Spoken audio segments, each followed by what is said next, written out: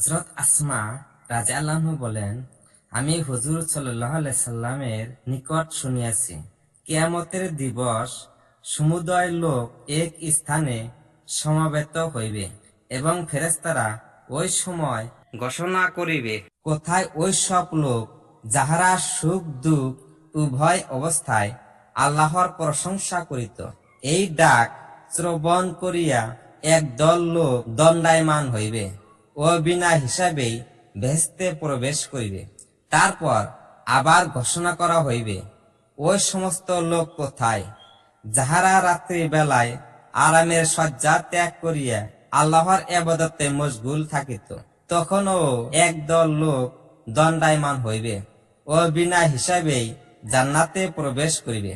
পুনরায় আর একটি ডাক আসিবে, কোথায় ওই সব লোক যাহাদিগকে ব্যবসা বাণিজ্য ও ক্রয় বিক্রয় আল্লাহর জিকির হইতে গাফেল রাখিত না। তখনও একদল লোক উঠিবে ও বিনা হিসাবে বেহেশতে প্রবেশ করিবে।